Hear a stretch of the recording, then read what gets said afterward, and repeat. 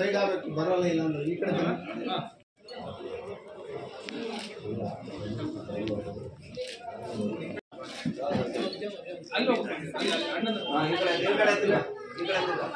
ಬನ್ನಿ ಬನ್ನಿ ಬನ್ನಿ ಇಲ್ಲಿ ನಿಂತ್ಕೊಳ್ರಿ ಬನ್ನಿ ಇಲ್ಲಿ ನೋಡಿ ರೆಡಿ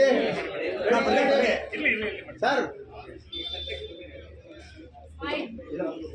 ತುಂಬಾ ಸಂತೋಷ ಆಗಿದೆ. ಭಾರತೀಯ ಸಂಸ್ಕೃತಿಯನ್ನ ಅದರ ಪ್ರತೀಕವನ್ನ ಬಿಂಬಿಸ್ತಕ್ಕಂತಹ ಅಂಶ ಇವತ್ತು ನಾನು ನೋಡಿದೆ. ಸಭೆ ಪರಿಪೂರ್ಣವಾಗಿದ್ದು ವಿಷಯವನ್ನ ಆಲಿಸಿದಾಗ ಇದು ಬದುಕು ಸಾರ್ಥಕ ಆಯಿತು.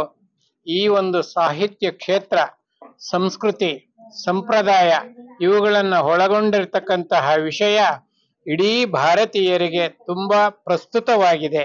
ಆದ್ದರಿಂದ ಇದು ನಮ್ಮ ದೇಶದಲ್ಲಿ ಅತಿ ವೇಗವಾಗಿ ಚಲಿಸುವಂತಹ ಒಂದು ಕಾರ್ಯವನ್ನ ಈ ಮಾಧ್ಯಮದವರು ಮಾಡ್ತಾ ಇದ್ದಾರೆ. ಮಾಧ್ಯಮದವರ ಪಾತ್ರ ಅಪಾರವಾದದ್ದು. ಇವತ್ತಿನ ದಿವಸ ಮಾಧ್ಯಮದವರು ಇಡೀ ದೇಶದ ಬೆಳಕನ್ನ ಚೆಲ್ಲುವಂತಹ ಕೆಲಸವನ್ನ ಮಾಡ್ತಾ ಇದ್ದೀರಿ. ಇದು ನನ್ನ ದೇಶದ ಹೆಮ್ಮೆ, ನಮ್ಮ ದೇಶದ ಕಂಬಗಳು ಅಂತ ಹೇಳಿ ನಾನು ಹೇಳಲಿಕ್ಕೆ ಇಷ್ಟಪಡ್ತಾ ಇದ್ದೇನೆ. ಇಂದು ವೀರಶೈವ ಶತಕ ಸಾಹಿತ್ಯ ಕೃತಿ ಲೋಕಾರ್ಪಣೆಗೊಂಡಿದೆ. ಸಿದ್ಧಗಂಗಾ ಶ್ರೀಗಳು ಇದನ್ನ ಬಿಡುಗಡೆ ಮಾಡಿದ್ದಾರೆ ಹಾಗೂ ನಮ್ಮ ಶೈಲಜಾ ಸೋಮಣ್ಣವರು ಸಹ ಇದು ಬಿಡುಗಡೆ ಮಾಡಿದ್ದಾರೆ. ಜಂಬುನಾಥ ಧರ್ಮಗುರುಗಳಾದಂತಹ ಜಂಬುನಾಥ ಮಳಿಮಠರು ಸಹ ಅದರೊಂದಿಗೆ ಅಧ್ಯಕ್ಷತೆಯನ್ನು ವಹಿಸಿದ್ದಾರೆ. ವೀರಶೈವ ಶತಕ ಸಾಹಿತ್ಯ ಅನ್ನೋದು ಮಧ್ಯಕಾಲೀನ ಕನ್ನಡ ಸಾಹಿತ್ಯ ಚರಿತ್ರೆಯಲ್ಲೇ ಸಾಹಿತ್ಯ ಪ್ರಕಾರಗಳಲ್ಲಿ ಮೇರುಕೃತಿಯಾದದ್ದು ಅಂತ ಹೇಳ್ಬೋದು. ಒಟ್ಟಾರೆಯಾದಂತಹ ಎಲ್ಲ ವೀರಶೈವ ಕವಿಗಳನ್ನ ಇಲ್ಲಿ ನಾನು ತಂದಿಟ್ಟಿದ್ದೇನೆ. ಮುಂದೆಯೂ ಸಹ, ಏಕೆಂದರೆ ಇನ್ನು ಹಲವಾರು ಹಸ್ತಪ್ರತಿಗಳಲ್ಲಿಯೇ ಸಹ ಅವು ಶತಕ ಸಾಹಿತ್ಯ ಅನ್ನೋದಿದೆ. ಅದನ್ನ ಮುಂದಿನ ಸಂಶೋಧನೆಯನ್ನು ನಾನು ಕೈಗೊಳ್ತೀನಿ. ಎಲ್ಲರ ಒಂದು ಮುಖತಃದಲ್ಲಿ ಕೃತಿ ಲೋಕಾರ್ಪಣೆಗೊಂಡದ್ದು ತುಂಬಾ ಅದ್ಭುತವಾದ ಕ್ಷಣ ಅಂತ ಹೇಳ್ಬೋದು.